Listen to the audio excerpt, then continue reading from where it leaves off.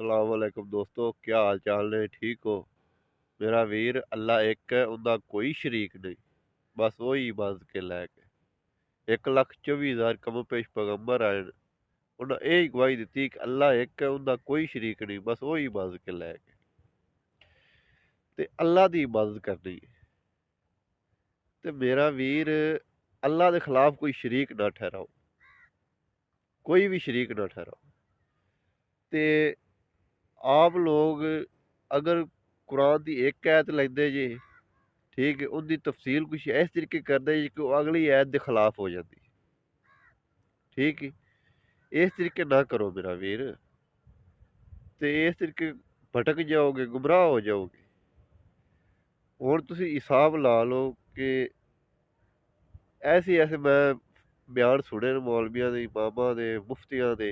ठीक है, वो एक आयत की तफसील करते हैं, अगू दूसरी आयत के खिलाफ होए पे होंदे ने। ठीक है, मेरा वीर इस तरीके नहीं करनी चाहिए। वो अगली ऐत भी जेहन ही रखनी है कि अल्लाह ताला ने तू आ सानू गल फरमाई है, आ सानू दस्सिया है। अगली ऐत का भी ख्याल रखना चाहिए। वो तफसील उनके खिलाफ नहीं करनी चाहिए। ठीक है, ते अल्लाह तो डरदे रहो। कुरान नू खुद समझो मेरा वीर। जिन्नी देर तुसी कुरान नू नहीं समझोगे, समझ नहीं आएगी। ते ये दुनिया एक आजजी जे, ये तुहानू सारिਆਂ ਨੂੰ पता है कि मैनू कल्ले नहीं पता, कि तुहानू भी पता है कि दुनिया एक आजजी है, ये खत्म होने वाली है।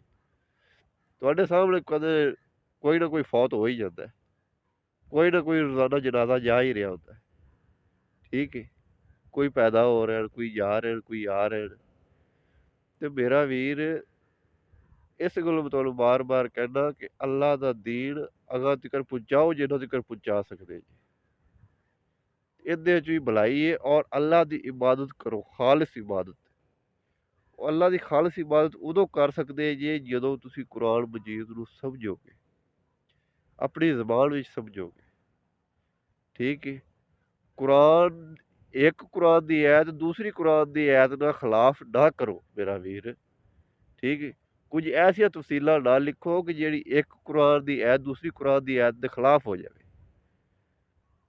तुसी अगर तुसी तफसील नहीं लिख सकदे जे बिल्कुल ना लिखो, लेकिन जो अल्लाह ताला कुरान च फरमांदा पिया, बस जिवें जिवें अल्लाह ताला ने कुरान च फरमाया बस उवें करदे जाओ।